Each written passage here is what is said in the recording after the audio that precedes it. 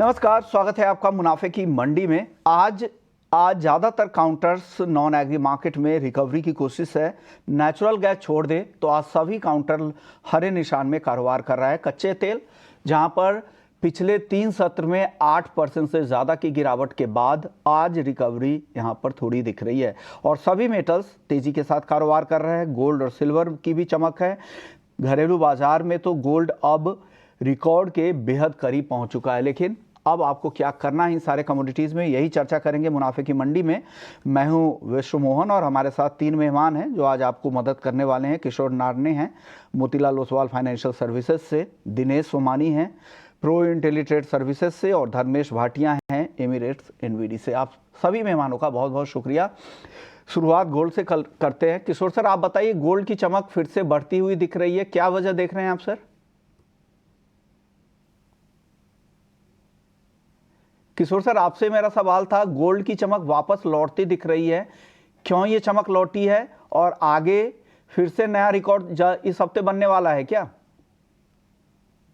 Good morning Vishwamohan. I think record पे record बनते जा रहे हैं।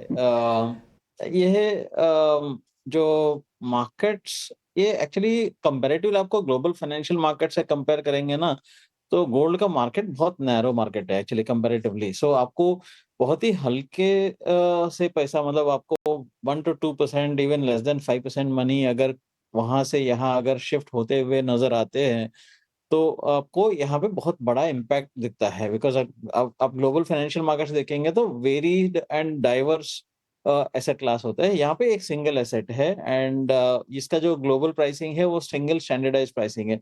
तो आपको वहाँ पे बहुत बड़ा जो डेल्टा है वो देखने के लिए मिलता है। वो typically that is how gold behaves.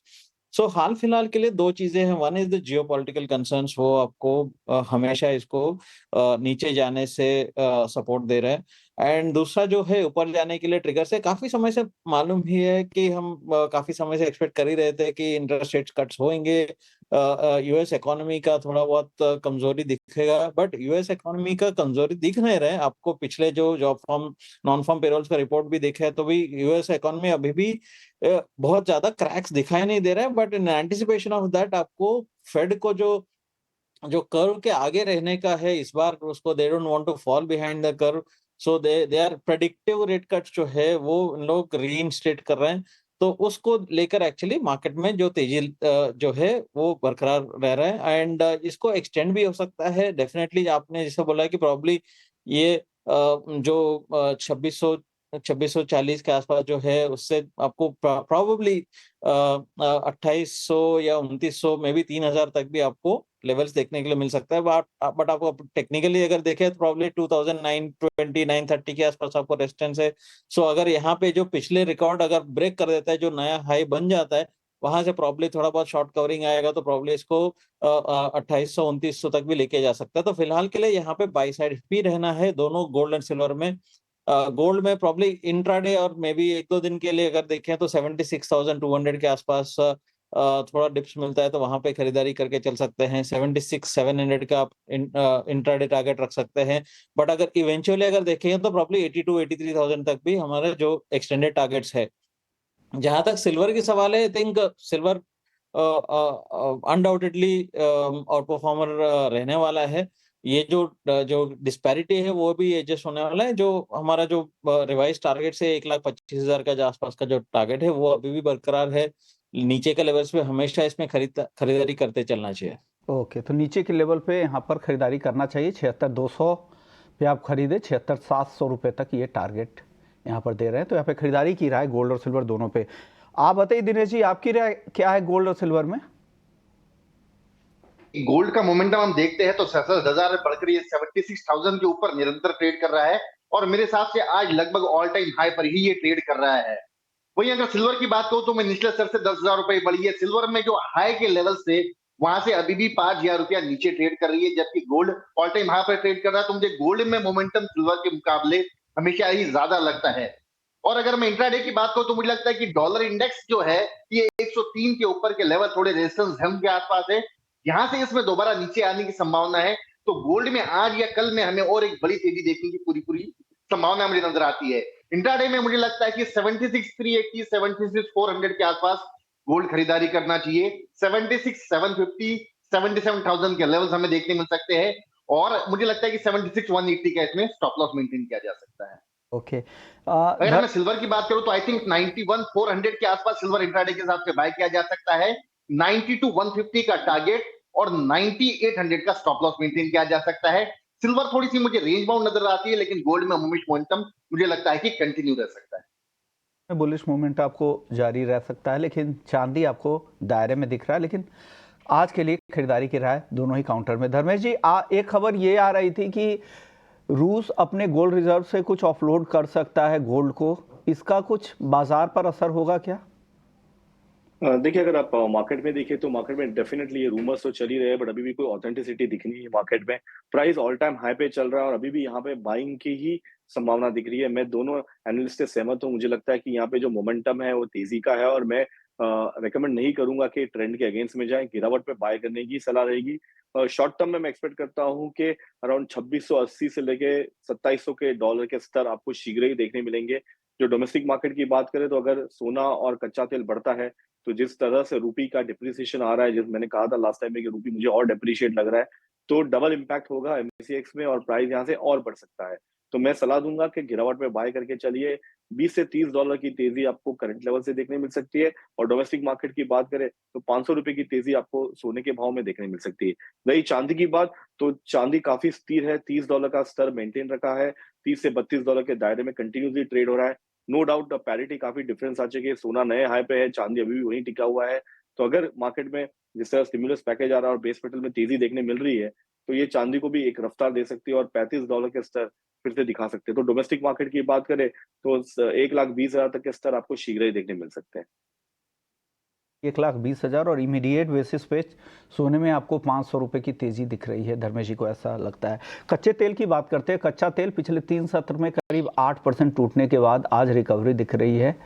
खबर ये है, हम भले ही टारगेट ले 20 साल का 15 साल का, लेकिन समय समय पर रिव्यू करें और जरूरत पड़े तो बदलाव कर सकते हैं। फोन लाइन पर दर्शक थी कि इजराइल अब जब उनकी प्रतिक्रिया होगी, जवाबी कार्रवाई करेंगे ईरान के खिलाफ, तो वहाँ के ऑयल फैसिलिटी पे वो हमला नहीं करेंगे। इस रिपोर्ट के बाद अब क्रूड पर दबाव यहाँ पर ज़्यादा बना था। कल तो 4% से ज़्यादा की गिरावट दिखी थी। क्या लग रहा है धर्मेश जी आपको कच्चे तेल की चाल यहाँ से? देखिए, कच्चे तेल की बात करें तो अनडाउटली मार्केट में काफी तेजी देखने मिली है। प्राइस ऑलमोस्ट 67, WTI की बात करें तो 67 से ऑलमोस्ट 74 75 का स्तर दिखा चुका है। डोमेस्टिक मार्केट में भी ऑलमोस्ट 500-600 रुपए की तेजी आपको देखने मिली और प्राइस कंटिन्यूसली 6,000 का स्तर मेंटेन रखा है, तोड़ने की ट्राई कर रहा है। बट बहरहाल नवंबर है, इलेक्शन का माहौल है। अगर कच्चा तेल बढ़ता है तो इन्फ्लेशन बढ़ता है, तो कहीं ना कहीं ये जुगलबंदी जरूर रहेगी ओपेक और नॉन ओपेक के बीच में। एक्सपेक्ट करिए कि गिरावट पे बाय करने की सलाह रहेगी क्योंकि ठंडी का माहौल भी पिकअप होगा। तो करंट लेवल पे भी बाय करके चल सकते हैं। मैं एक्सपेक्ट करता हूँ कि 72 से 73 डॉलर्स के लेवल्स आपको फिर से देखने मिल सकते हैं। WTI में डोमेस्टिक मार्केट की बात करें रुपए के चलते ये 6,200 से 6,300 के स्तर आपको शीघ्र ही दिखा देंगे। इसमें बाय करने की सलाह रहेगी मेरी और मैं रेकमेंड करूंगा कि आगे के महीने आप निवेश करके चलिए। महीने में यहाँ पे खरीदने की ही सलाह यहाँ पर आ रही है। किशोर सर, आपको क्या लग रहा है कच्चे तेल की चाल अब यहाँ से क्या हो सकती है? यहाँ पे देखो, एक्सक्लूडिंग आप मिडल ईस्ट का, ईरान इजराइल का अगर कॉन्फ्लिक्ट को अगर साइड में रख के देखें तो फंडामेंटली ओवर सप्लाइड मार्केट है। यहाँ पे डिमांड साइड कंसर्न्स काफी ज्यादा है और अगर चाइना का रिसेशन चल रहा है और यूएस भी अगर स्लो डाउन हो जाता है तो डिमांड का कंसर्न्स और बढ़ जाएगा। तो आईईए का अगर लेटेस्ट रिपोर्ट देखेंगे तो उन लोग ने फर्दर डाउनग्रेड किया है अराउंड नेक्स्ट ईयर के लिए 40,000 बैरल के आसपास का 2024 के लिए डाउनवर्ड रिवाइज किया और 2025 के लिए 50,000 बैरल पर डे का जो है डिमांड में कटौती इन लोग ने प्रोजेक्ट कर रहा है। तो फंडामेंटली स्टोरी वीक है। एंड अगर इजराइल और ईरान का कॉन्फ्लिक्ट है, स्पेशली जो ईरान का ऑयल फैसिलिटीज पे अगर अटैक नहीं होता है, अगर वो प्रीमियम अगर टेबल से हटा देंगे तो यहाँ पे जो है प्राइस का वीकनेस जारी रह सकता है। यस, इसमें थोड़ा करेक्शन ऑलरेडी हो चुका है। अगर थोड़ा उछाला आता है इंट्राडे में, अगर 6000 के आसपास मिलता है, यहाँ पे तो बिकवाली का सलाह दूंगा। 5880 का आपका डाउन साइड टारगेट हो सकता है। अगेन थोड़ा कम रिस्क लेने वाला है और थोड़ा रिटेल इन्वेस्टर का अगर ध्यान में रखते हुए मैं ऑप्शन का अगर सलाह देना चाहता हूँ, तो प्रोबेबली 5900 का जो पुट ऑप्शन है वो 40 रुपए के आसपास अवेलेबल है। इसमें आप 20 रुपए का स्टॉप लॉस लगा के आपको 70-80 रुपए, 100 रुपए तक भी आपको अपसाइड देख सकते हैं 5900 का पुट ऑप्शन में। तो आप पुट ऑप्शन आज खरीदने की सलाह दे रहे हैं, आपको लग रहा है कि यहाँ से थोड़ी नरमी आ सकती है, लेकिन थोड़ा पोजिशनल व्यू है धर्मेश जी का, उनको लग रहा है कि यहाँ से खरीदना चाहिए, लेकिन आगे के कॉन्ट्रैक्ट में ट्रेड करने की सलाह उनकी तरफ से आ रही है। आप बताइए दिनेश जी, आपकी राय क्या बन रही है कच्चे तेल पर? विश्व मोहन जी, अगर आप मिडिल ईस्ट टेंशन छोड़ दो तो क्रूड में तेजी वाली ऐसी कोई बात नजर नहीं आती है। ओपेक ने भी अपनी डिमांड इसको घटाकर बताई है कि डिमांड काफी कमजोर है। चाइना के स्टिमुलस पैकेजेस में बात ज्यादा हुई है, बट अभी कोई ठोस बात वहां से निकल कर नहीं आ रही है। तो अगर ये सारी चीजें अगर हम देखते हैं तो डिमांड साइड सप्लाई जो है ये कंसर्न हमेशा बना ही रहा है क्रूड को लेकर।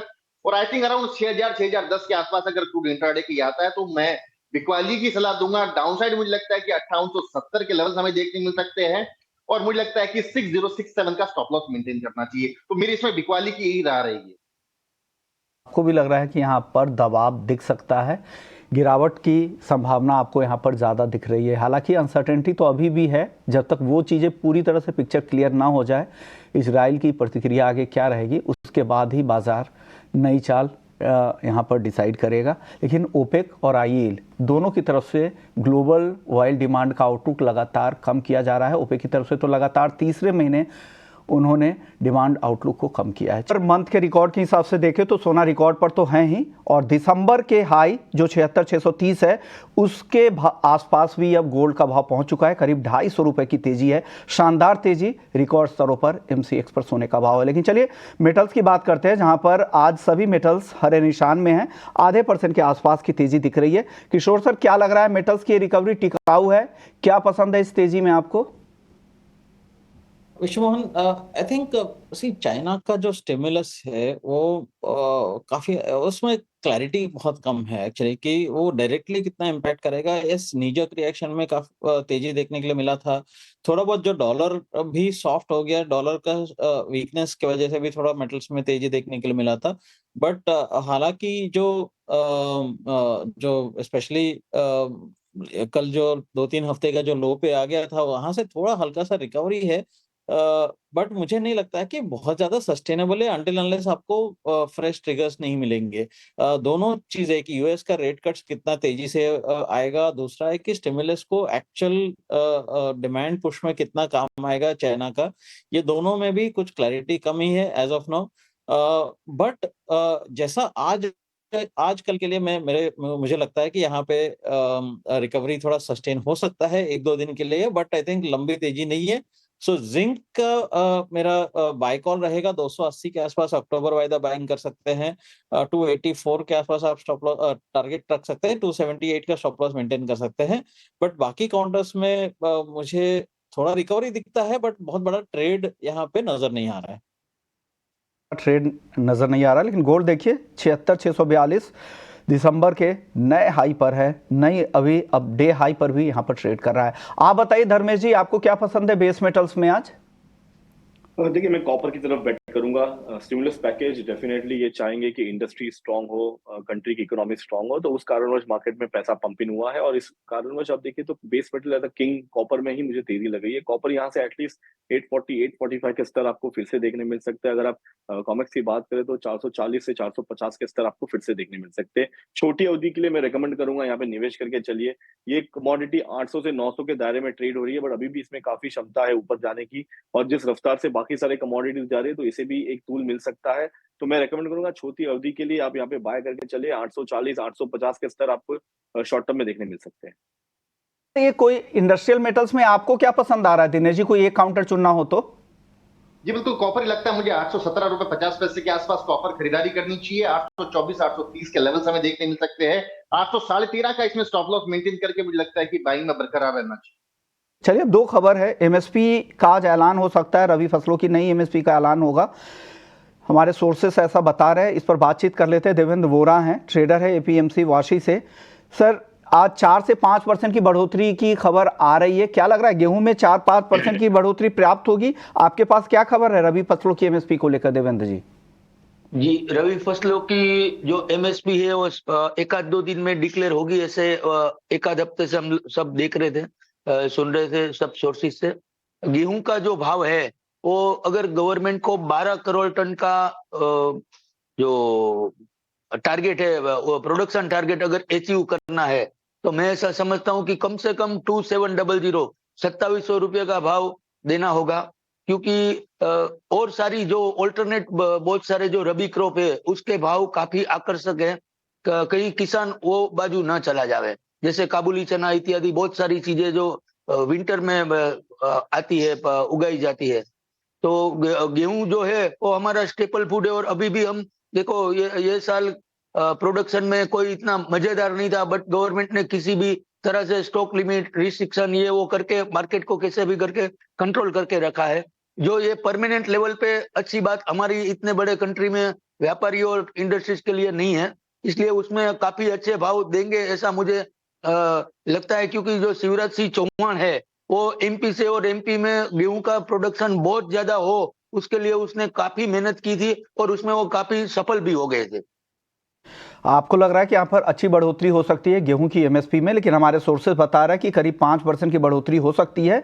2275 से बढ़कर गेहूं की एमएसपी को 2400 रुपए प्रति क्विंटल किया जा सकता है, और चना, सरसों और मसूर जैसी रबी फसलों की एमएसपी बढ़ाने का भी ऐलान हो सकता है। यहाँ भी 4 से 5% की बढ़ोतरी का ऐलान हो सकता है। चलिए, एक और खबर यह है कि एनसीडीएक्स पर आज से पीले मटर के कॉन्ट्रैक्ट की रीलॉन्चिंग हो गई है और आज से ट्रेडिंग की शुरुआत भी हो गई है। हालांकि एनसीडीएक्स के पास ये कॉन्ट्रैक्ट 2009 के आसपास था, बाद में उन्होंने डिसकंटिन्यू कर दिया था क्योंकि लिक्विडिटी उतनी नहीं थी। Unprocessed whole raw LOPs future contract की शुरुआत हुई है। पुराना कॉन्ट्रैक्ट जो 2009 में जो कॉन्ट्रैक्ट था वो सिर्फ एलओपीज का था। तो 4 सीरीज के साथ इसकी शुरुआत हुई है। 5 मीट्रिक टन की डिलीवरी और ट्रेडिंग यूनिट है। पिछले बार ये 10 मीट्रिक टन का था और बेस वैल्यू रुपी क्विंटल के हिसाब से और टिक साइज ₹1 के आसपास से है। और कानपुर इस बार भी प्राइमरी डिलीवरी सेंटर है और गांधीधाम अतिरिक्त डिलीवरी सेंटर है। आप बताइए देवेंद्र जी, इससे फायदा होगा क्योंकि अभी काफ़ी ज़्यादा इंपोर्ट इसका बढ़ गया है, कई कारोबारी इन्वॉल्व होंगे, तो हेजिंग के लिए उनके लिए अच्छा ऑप्शन होगा क्या ये? जीवन आवश्यक चीज मतलब एग्रीकल्चर प्रोडक्ट में मैं नहीं समझता हूँ कि ये वायदा या फ्यूचर ट्रेडिंग, इसमें सिर्फ सट्टा और गैम्बलिंग होता है, नथिंग एल्स। और ये मेरे ख्याल से अभी ये जो मटर का वायदा चालू करने का कोई सेंस इसलिए नहीं है, और लोगों को ऐसा लग रहा है कि जो बड़ी बड़ी कंपनियों का मटर आ रहा है हिंदुस्तान में, वो कोई भाव ज्यादा गिर नहीं जावे, इसलिए ये सब एनसीडीएक्स में मटर डालने की बात है। ऐसा बहुत स्पष्ट रूप से सभी को दिख रहा है। बहुत सारी चीजें निकाल दी है, और एग्रीकल्चर कमोडिटी में कभी वायदा अगर देखे तो सक्सेस नहीं हुआ। हम लोग पिछले 20 साल से देख रहे हैं, उसमें जो युवा व्यापारी है वो जुआ की तरफ चले जाते हैं और बहुत सारे लोग उसमें बर्बाद हुए भूतकाल में, वो सभी ने हम लोगों ने देखा है। तो मैं ऐसा समझता हूँ कि ये सरकार को किसी ने कैसे समझाया, कैसे भरमाया है और ये चालू हुआ है, ये मेरे हिसाब से पूरी तरह से गलत है। एग्री वायदा अगर हेजिंग के लिए अगर कोई कर रहा है, कोई अब इसको स्पेकुलेशन के लिए इस्तेमाल कर रहा है, तो इसकी गलती तो उनकी है। आपको रिस्क डिस्क्लोजर तो आपको खुद देखना पड़ेगा। ऐसा इतने बड़ी कंट्री में अगर आप एग्री वायदा ही नहीं चाहेंगे कि एग्री वायदा शुरू ही ना हो, कुछ गलतियों की वजह से आप वायदा ही एक्सचेंज बंद कर दे क्या एग्री एक्सचेंज का? सर देवेंद्र जी सुनो, उधर गांधीधाम रखने की क्या गरज है, वो बताओ आप। गांधीधाम बोले तो इंपोर्ट आता है माल, उसके हिसाब से उसके सेविंग के लिए, उसको बचाव के लिए ये हुआ। सर जो रिस्क ले रहा है उनके हेजिंग के लिए, उनके रिस्क मैनेजमेंट के लिए तो जरूरी है ना सर। नहीं, ठीक बात है, लेकिन ये किसान कितने अभी प्लेटफॉर्म पे आ रहे हैं, तो हेजर्स के हिसाब से करेंगे जो हेज करना चाह रहे हैं। नहीं जी, मार्केट के हिसाब से 100% रॉन्ग है। गवर्नमेंट ने किसी को गलत इंफॉर्मेशन देके चालू करवाया, ऐसा मैं समझता हूं। चलिए सर, ये आपका अपना व्यू है, आप बताइए दिनेश जी, आपकी राय क्या है इस नए कॉन्ट्रैक्ट पर? कॉन्ट्रैक्ट कोई लॉन्च होता है एग्रीकल्चर कॉन्ट्रैक्ट, तो hedging as a tool add होता है। अगर आप एडिबल ऑयल देख लो तो हेज करने के लिए इंपोर्टर के पास कोई टूल ही नहीं है, वो कहां से हेज करे, कहां से एक बेंचमार्क पकड़े। अगर हम इसको सट्टे के रूप में देखें तो आपके लिए वो गलत है, अगर हम उसको हेजिंग टूल देखें तो बहुत ही अच्छी बात है। और मेरे हिसाब से जितने भी इंपोर्टर्स है जिन्होंने मटर इंपोर्ट किया है या जो डोमेस्टिक प्रोडक्ट है, उनके हिसाब से तो बेहतर अच्छा कदम है। और मुझे लगता है और भी जो बैलेंस जो कॉन्ट्रैक्ट है, जो ऑयल सीड वाले कॉन्ट्रैक्ट है या फिर जो पल्सेस के कॉन्ट्रैक्ट है, वो भी कॉन्ट्रैक्ट में इसमें शामिल होने चाहिए, ताकि हेजर या जो इंपोर्टर है उसके लिए एक अच्छा फायदेमंद साबित हो सके। तरह से अगर आपको लग रहा है कि अगर कोई युवा अगर इसमें आ रहे हैं तो ये आपको तैयार उसके लिए होना पड़ेगा, आपको इन्फॉर्म्ड होना पड़ेगा। अगर इस तरह से वायदा, तो फिर आप हर तरह के वायदे को बंद करते चले जाएं, इक्विटी वायदे को भी बंद करें, वहाँ पर भी सबसे ज़्यादा स्पेकुलेशन तो वहाँ भी हो रहा है, ऑप्शंस में काफ़ी ज़्यादा स्पेकुलेशन हो रहा है। लेकिन अगर आपको हेजिंग के लिए यहाँ पे करना है, अपने मार्केट को बढ़ाना है, इतनी बड़ी इकॉनमी है, छोटे छोटे कंट्रीज़ में वायदा बाजार इतना बड़ा है एग्री वायदा, और हम किस सोच के साथ ये शुरू करना चाह रहे हैं। चलिए अब बात कर लेते हैं एग्री मार्केट में ही ग्वार की, क्योंकि ग्वार में आज फिर से यहाँ पर हल्की तेजी दिख रही है। दिनेश जी, क्या लग रहा है ग्वार पर, आपके पास क्या खबर है? एक बार आया था वो थोड़ा सा स्लो डाउन हुआ है, और मुझे लगता है कि 5540 के आसपास जो नवंबर कॉन्ट्रैक्ट है वो थोड़ा सा एक्यूमुलेशन जोन है दोबारा, पर 5720 का एक रेजिस्टेंस जोन है। तो I think over the week मुझे लगता है कि 5500 से 5700 के ये दायरे में ग्वार से ट्रेड करना चाहिए, और इसी दायरे में मुझे लगता है कि ये मेंटेन रहेगा अभी, जब तक कि अराइवल्स का प्रेशर एक बार थोड़ा सा थम नहीं जाता। मुझे लगता है नवंबर, मतलब ये जो दिवाली है, दिवाली से पहले एक बार जितना माल बेचना है किसान एक बार बेच रहेगा, उसके बाद में अराइवल्स प्रेशर थोड़ा अगर कम होता है तो मुझे लगता है कि डिमांड और सप्लाई के अनुरूप इसमें थोड़ी सी तेजी आनी चाहिए। शुक्रिया दिनेश जी आपका, धर्मेश जी, किशोर सर और देवेंद्र जी, आप सभी का बहुत बहुत शुक्रिया, आप लोगों ने वक्त निकाला हमारे दर्शकों के लिए। इक्विटी मार्केट को अगर देखें तो यहाँ पर आज काफ़ी गिरावट दिख रही है, 100 अंकों से ज़्यादा की गिरावट। निफ्टी बैंक हालांकि सपाट है, रिकवरी की कोशिश में लगा हुआ है, लेकिन वायदा बाजार में क्या कुछ चल रहा है बताएंगे आपको एफएनओ जंक्शन में ब्रेक के बाद।